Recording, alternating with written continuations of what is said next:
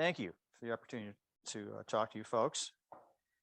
And so, before we get into our exercise, I'll talk about my journey and how my journey leads me to right here, and the characters that characters, people I associate with. Some of them are characters. Uh, so let me start out. I'm 65 now. I was an atheist until the age of 50. Uh, Not that I had anything against religion or God. It's just that I was a prove it to me guy. I just didn't see the existence of God, and I saw the inconsistencies of what people can suffer, and I just didn't see it. And so it wasn't until my dad died 4 months later after his death, his ghost appears to me in the garage. Scares the heck out of me. Like, whoa.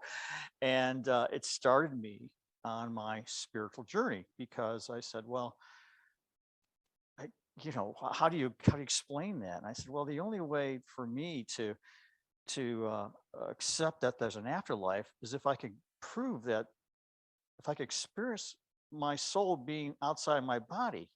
That's the only way. Well, how do you do that? Well, you have to have out of body experience. Did I could believe I can do that? No, but that was my only way to prove it to myself. So I did some research, and I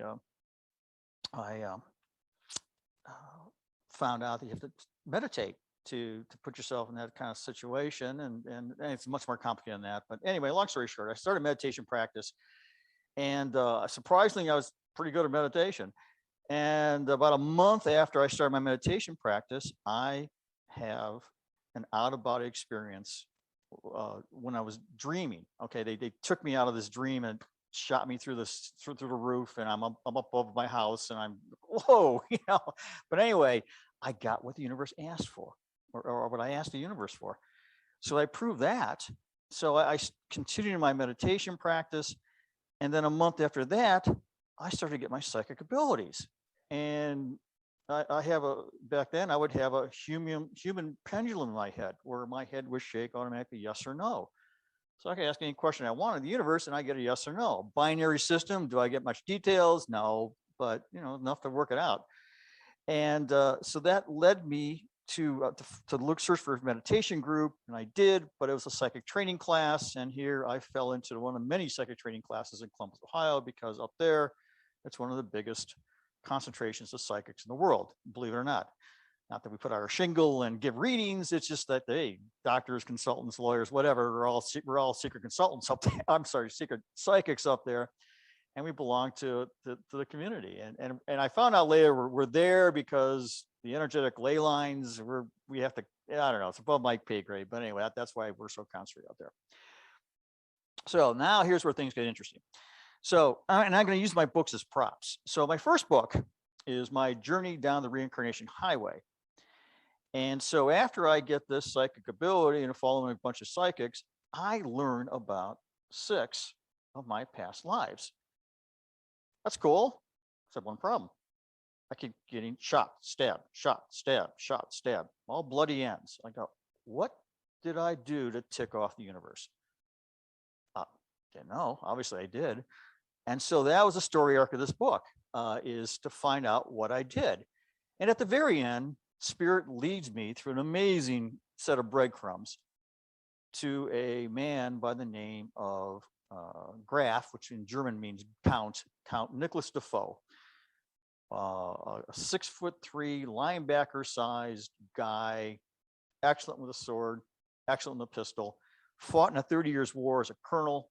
And colonel was a money-making opportunity back then, because you have to finance your regiment through looting and stealing. And so if you read the book Wallenstein will call me the greatest thief in the army.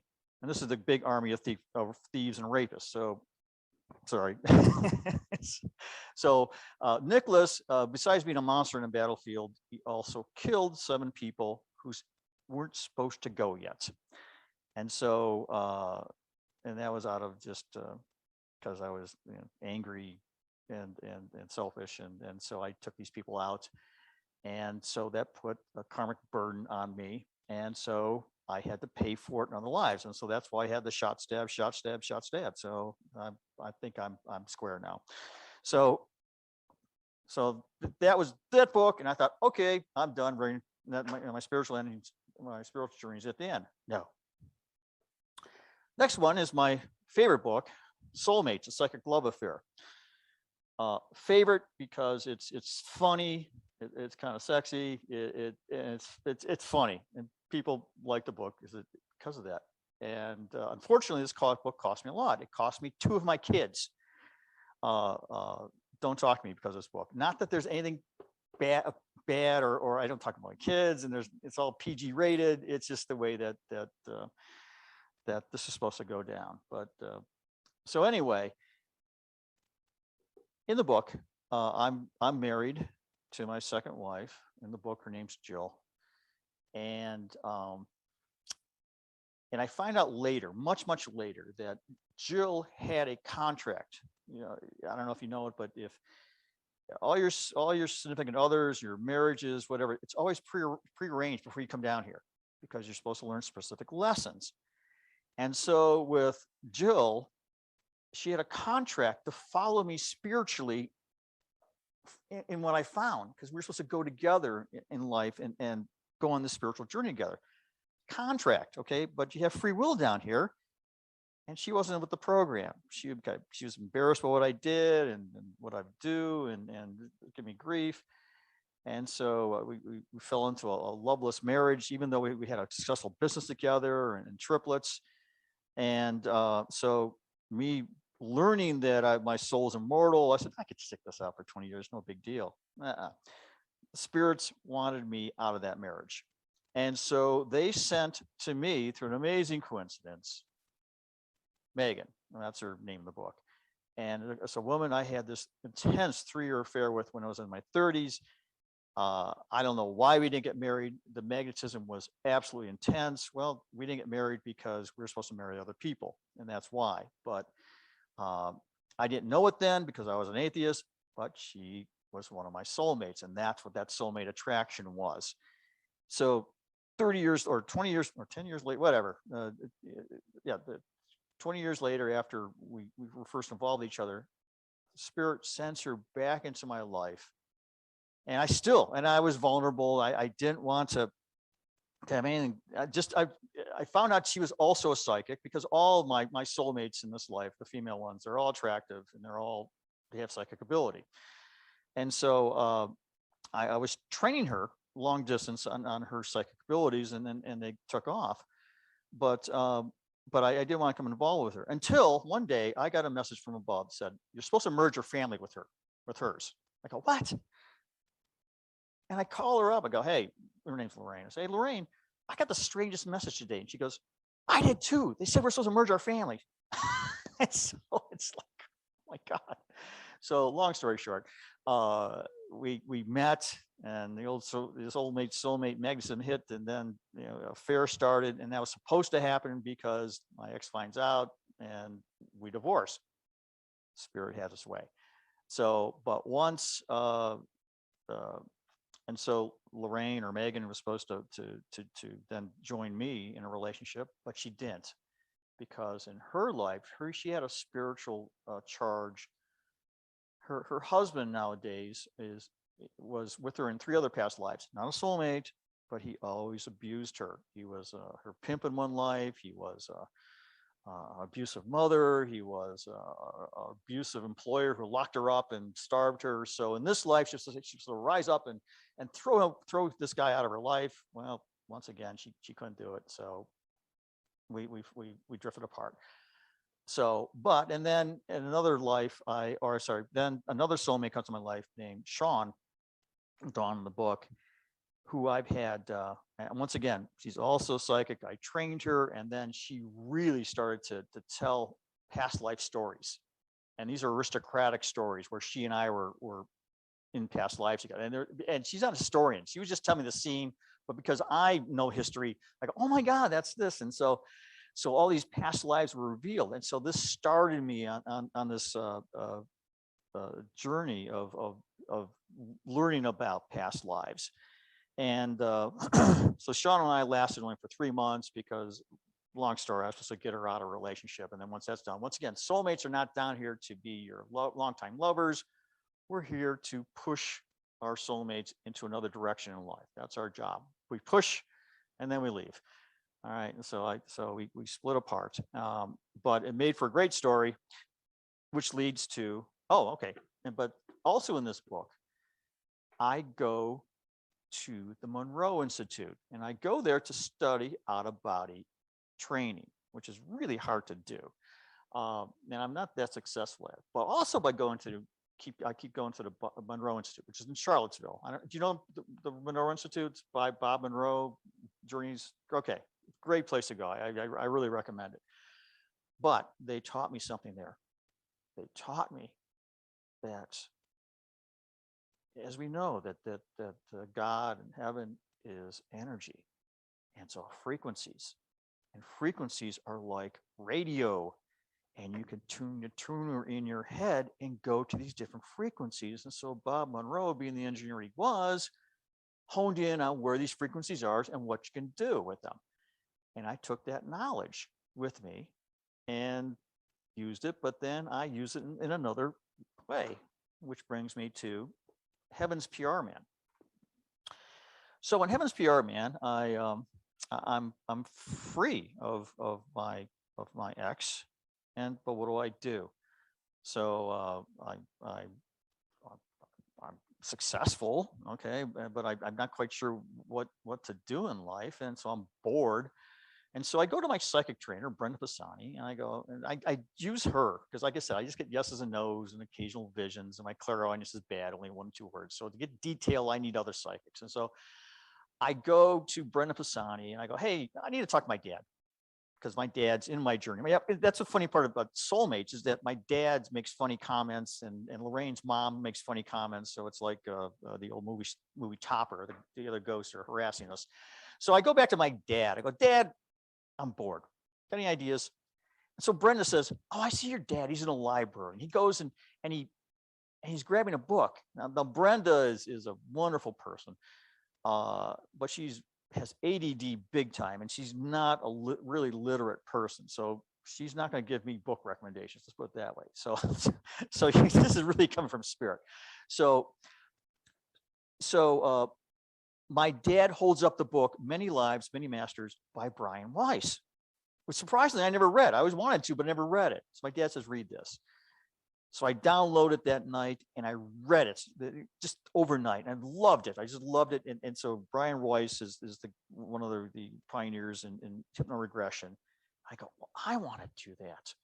And so I determined to go and I get certified in hypnosis. But I'm not interested in smoking cessation, any of that stuff, or weight loss. I just want to do the past life regressions. And so I did. And I'm just kind of good at it. And so I was really happy about that. And so, but then I started to combine what I learned at the Monroe Institute with my hypnosis training. There was an obscure thing called a spirit room. They said you could create a spirit room up there and then take a client, a subject there. So I'm experimenting, right?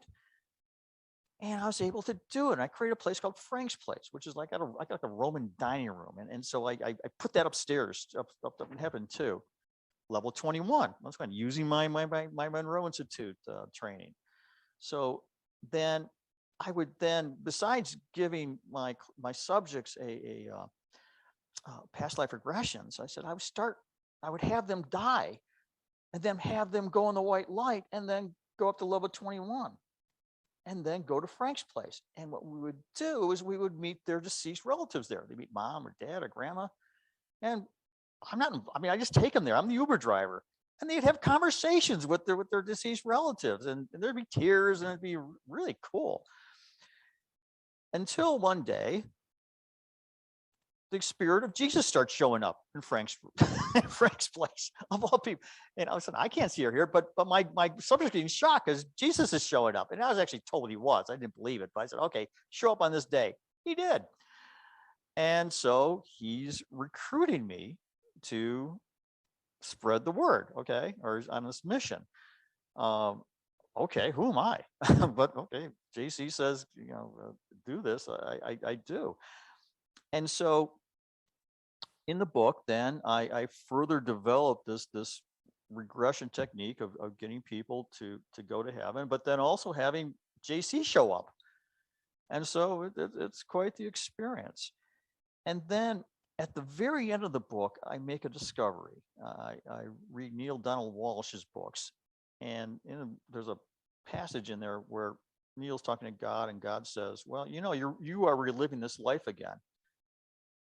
And Neil's kind of surprised, and I'm surprised you could ever relive lives too. And and so I asked, I said, "Am I reliving this life?" Yes. I go, "Oh my God!" And this is a life I really don't like this life early on. I said, "Oh my God, this life of all lives." So that uh, that leads then to my latest book, Transitions. So in this book, we pick it up where I have this ability, I have this connection with Jesus. What do I do with it? Well, I get this message. Okay, go visit the Holy Land. Okay, so I do. I go there for 10 days. I go to all the wonderful places, Capernaum, Bethlehem, Jerusalem. I visit all those places, and so because being an atheist, I really don't have that biblical background. So now I'm living it. I'm seeing it. But there's a reason for that. And so as time goes on, I belong to a spiritualist church up there, and I started to meet and be friends with certain people. Well, that's a very special spiritualist church because there's all kinds of biblical people up there in different incarnations in that church.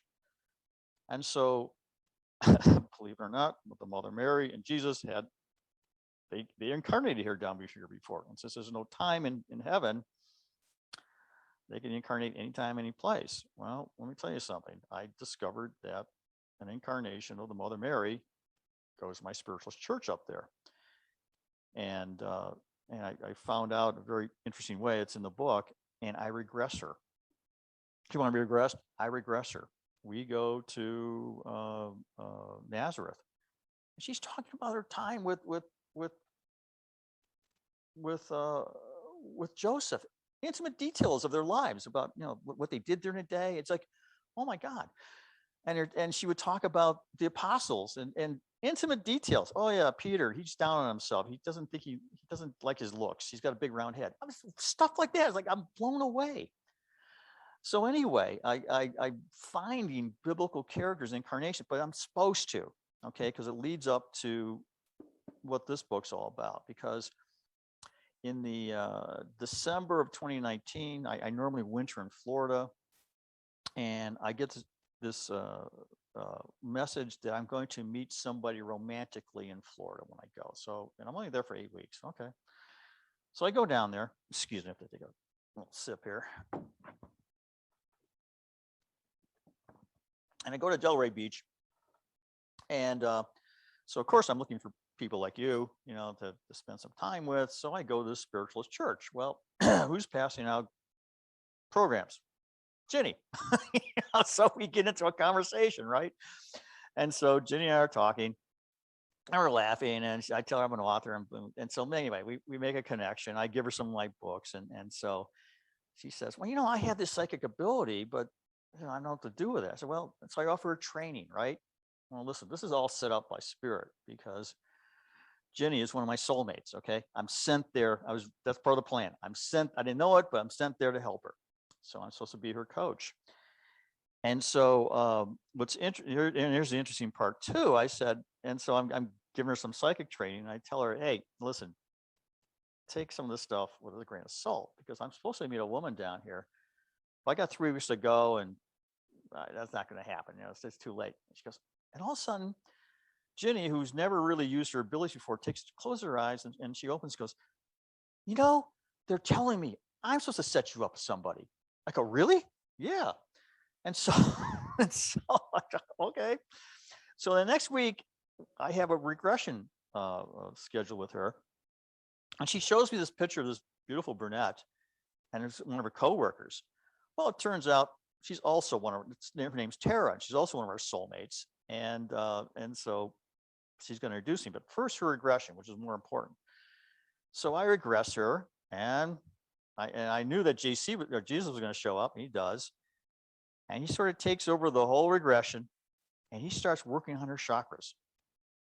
And he's going, open, open, open. And all of a sudden, she starts channeling him, and I'm blown away. I am absolutely blown away. But that was the plan.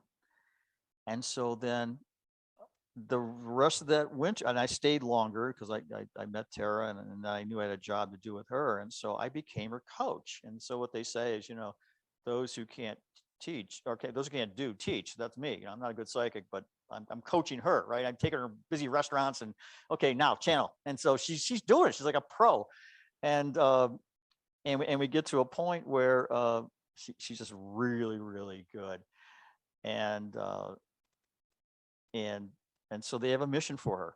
All right. It hasn't been kind of revealed yet, but I was told that the main reason I'm down there is help her with her mission, because I'm down here the second time around. Okay. I lived as Frank already. Okay. So they sent me back down as Frank again. That's just I'm going a different path because I didn't write books 2 through 4 in Frank 1.0. But after Frank 1.0 died, I reincarnated as a Jewish scribe in biblical times named Aaron. And I was the nephew of the Apostle Philip. And here's where our soul group comes into it. Tara, who will date, or in the story, she was the niece of the Apostle Matthew. Ginny is the wild younger sister of Jesus, Salome, who's having an affair with Judas, of all things. And I'm her good friend, Aaron. I'm a little bit younger than her. And I would sneak her in to see Judas. So, and Judas is coming through, and these two, because they're close. And it's like, and Jesus is laughing. And so we're all family, for God's sakes. And so the story, and so this story gets, and so I have this channeling circle at my home in the summer of 2020. And so I have the incarnation of the Mother Mary there. I have one of the incarnations of Jesus there, whose name is Jared. He lives in Sedona. These are powerful psychics too. Laura, her sister Sonia, who's one of our soulmates too. She was the Mother Mary's good friend. She was for the cross, during the weeping. And we have this channeling circle, and it was so powerful that this whole story comes out, and it's just amazing. And that was sort of the climax. Was this telling the story of us soulmates being reunited, again in this life, and actually most of them are going to, in the next life, they're going to be that. It's just that I was already, since this is my cycle. It's confusing anyway. So that's what Transitions is all about, and that's what I'm promoting down here is Transitions, the book, because in it gives a lot of exposure of Ginny and the wonderful things that she's capable of. And if this book gets popular, well then, I think there'd be interest in Ginny, and this can certainly help the church out here, or the center out here, by being in. I'm not sure what the plan is. Okay, I'm just down here to help. So that's why I'm down here promoting this book, so that we can get some reviews and it was just released. And so that we can get some public exposure to it. It's a good story. It's an interesting story. And it's funny, but that's what brings me here today. So what I want to do today is teach. How many folks here, raise your hand, how many people here meditate regularly? All right. Okay. So what I want to do today is to teach you a technique of how to navigate through heaven. All right. And so if you meditate a lot, there's a good chance this is going to work. If it doesn't work, don't worry about it, because I'm giving Danny and Ginny the secret sauce how to do this. They can continue the training on how to do this. But we're going to, like I said, we're going to try to go to the Akashic Records, go to the library, get your book and look inside of it. Okay. So what I'm going to do, it's kind of a little hypnosis, but don't get blown away by the hypnosis stuff. It's nothing more than a guided meditation. Okay. And so that's what we're going to do. So when we go through this, if you're not seeing anything, and I'm going to ask you to, okay, I'm going to ask you if you can see stuff. So just raise your hand gently. Don't throw yourself out of your trance. But so if you can't see anything, it's not working for you, then come out of the meditation and then kind of watch. There should be some folks who are going to see it, and I'll keep working with them, and we'll watch some demonstrations. There should be some folks who should be able to see or hear this. Okay, so what we're going to do is, okay, look at the hummingbird behind me, okay? And I want you to keep your head straight. Look at the hummingbird. And then what you'll do is I'm going to count out numbers and count them down. And then every time I say a number, you're going to close your eyes slowly and then open them. All right, that's what you're going to do. So everybody let's take a deep breath. Let it out.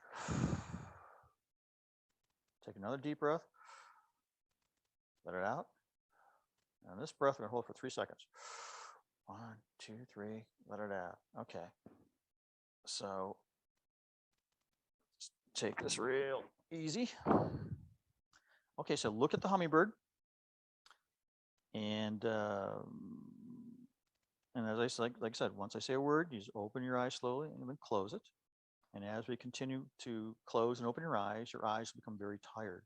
At some point, maybe at 17, maybe at 15, maybe even at 10, your eyes will get tired. You know what? You won't want to open them anymore. Become inconvenient, tiring. When that happens, just allow your eyes to stay closed. And you continue to relax deeper and deeper. So ready? So we'll start 25, 25, 24, 23, 22, 21, 20, 19, 18, tired and drowsy, 17. The hum of the air conditioning is going to making you tired. 16, 15, eyelids so very heavy. 14, 13, allow your eyes to remain closed as soon as you feel like it. 12, just let yourself go. 11, 10, 9, deeper and deeper. 8, 7, 6, let your eyelids become very, very heavy. 5, 4, 3, your eyes want to remain shut now. 2, and finally 1, close your eyes all the way now. I want you to imagine it's a warm summer day and you're standing on a grassy hill overlooking the ocean, and the waves meet a beautiful pink sandy beach below you. You want to go to this beach and feel the warm sand on your feet, and the only way down is a large stone stairway that descends beside the hill. You know that the stones that create the stairway will be smooth and warm when your feet touch them. There are 20 steps to reach the beach. In a moment, I'm going to count down these steps for you. And as I do, you'll walk down each one, becoming more and more relaxed as you go. On the last step, when your feet finally sink into that beautiful warm sand, you'll be in a deep state of relaxation. Okay, we're going to begin. Stone stairway is right in front of you as you descend upon the first step. 20, you're deeply relaxed. 19, you feel yourself completely letting go. 18, 17, 16, deeper and deeper into relaxation. 15, that step took you even deeper. 14, 13, relaxed. 12, 11, letting go completely. 10, 9, deeper and deeper. 8, 7, more and more relaxed. 6, 5, so relaxed now. 4, 3, almost to the bottom, 2, deep, deep relaxation, 1, all the way down in the deep sand. Now we're walking across the beach and there's a heavy fog. So let's walk together. And we're going through the fog, and up ahead, there's this marble wall. And in this marble wall, there's an elevator. So let's all go inside, and we're going to press the number 10 because we want to go to frequency level, focus level 10. All right? Press the button, and you can see the numbers as they rise.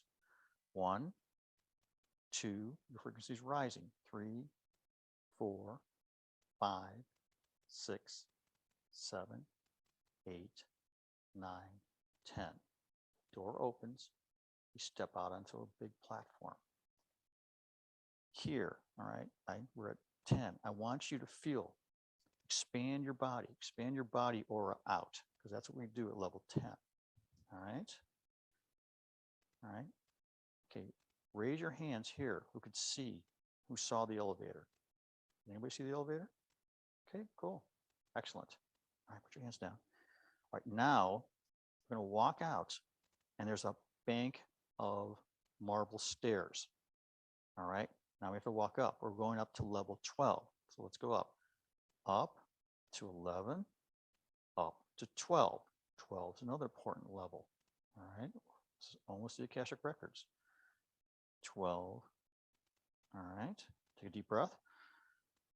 Breathe out. Now we're going to go up to 15. 15 is the level where the Akashic Records are. Okay, let's walk up the stairs, marble stairs, spirals. 13. You have to count. 13. Now we're going to 14. Say 14. Then say, take me to 15. 15. Come out here. We're at a level. In front of us, there is a big temple-like library. Do you see it? All right. There's big double doors. Okay, everybody, let's go in. It's a beautiful lobby. To the left, look to the left. There's some glass doors. And there's a huge library room. You will see shelves and shelves, super high shelves with ladders that go up these books, okay? Okay, let's go in. Okay, I'm calling in. Okay, all kinds of librarians will come forth, all right? Librarians will come forth to you, all right? How many people here can see the librarian? Okay. If you can't see the librarian, if you can't see the library, you could open your eyes. And the other ones who can see it, just stay there and watch. Okay. So then I want you to talk to the librarian and ask them to take them to your books. State your name mentally and have them take you to your book.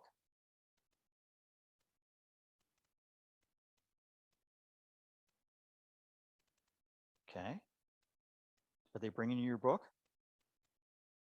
Okay. So now what I want you to do is think of a happy time. I don't know, a wedding, a daughter's wedding, something that you want to see again. And open the book and ask the book to take you there. You should be able to experience whatever you're asking for. Do you see it? The experience? Very good.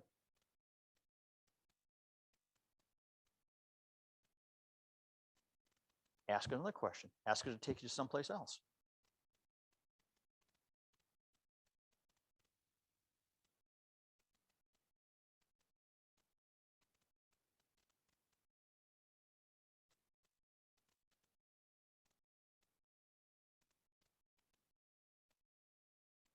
And it's like stepping into a 3D video of something in your past.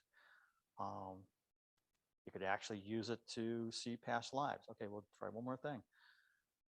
Ask the book to show you a relevant past life that you once lived. So go ahead and ask. Who here can now see that past life? Raise your hand.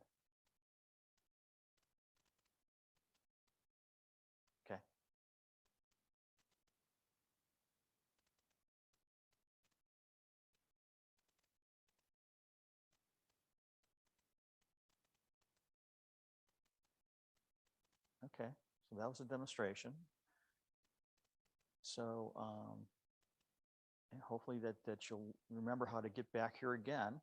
So then we'll close out and we'll put your book away and give it back to the librarian. And we'll step out of the room.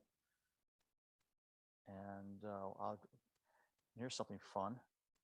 Let's go to the edge of this platform here, and it's a big long drop down below, so it's like a cliff. So those of you who are with me still, let's jump off the cliff and fly down to the center. So ready? Jump. And we're falling. It's okay, it's all good. And we're coming in 10 feet, 9 feet, 8, 7, 6, 5, 4, 3, 2, 1, and we're back. You saw it, didn't you? Would you tell everybody what you saw?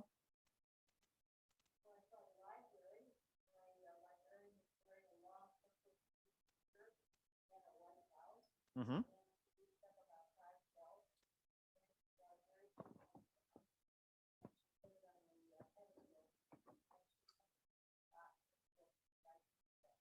Excellent. Excellent. I know you saw it, Ginny. And how about you, Danny? Did you actually see it? Cool. That's progress. I mean, it's just learning how to get there. That's what's important. And the important thing is you keep working this, okay? And so some of you folks who didn't get there, like I said, yeah, be able to work with Jenny and Danny about how to get this skill.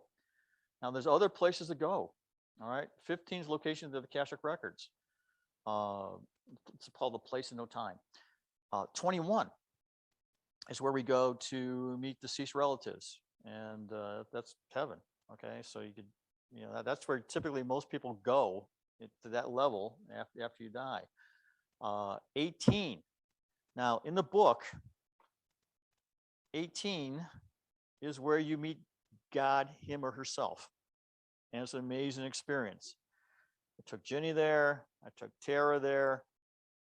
It's quite the experience going to meet. It's like Neil Diamond Walsh experience. It's like you meet God. You really do. And just like Spinoza, that was wonderful. You picking out Spinoza this morning because God talks just like that. It truly is amazing. But here's the trick. If you go to 18, God's not going to appear to you. It's the funniest thing. You have to ask God to come to you. And I've gone there several times, and every time you'll hide behind curtains or a cloud or whatever, you have to ask him to come to you. So remember that trick, and he will. You may see his light. Tara saw him as a father figure. It's your interpretation, but you are really talking to God. And actually, God says, I wish more of my children would come and visit me.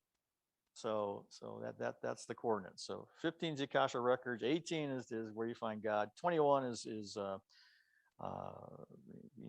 your relatives at, and actually 27 is a healing center. So that's kind of fun to go to sometimes. So anyway, that completes that. And just a few words too about this place. I mentioned Sedona. I consider Franklin, North Carolina, as Sedona of the East. You have mountains, you have vortexes, you have Indian presence here too, just like Sedona. There's a lot of spirituality here. There's just no reason that you can't have the same here. So whatever work you do spiritually, or maybe spreading this kind of knowledge to other people, because I mean this is interesting. I mean this is if you could show this to other people, I think a lot of other people would come to this center and to this area. So just an idea. I mean, you have it all here. So I encourage you to do. So anyway, that completes my talk. So I thank you very much for coming today. And well, like I said, whatever help you can give by downloading a book and giving a review, wonderful. So thank you again.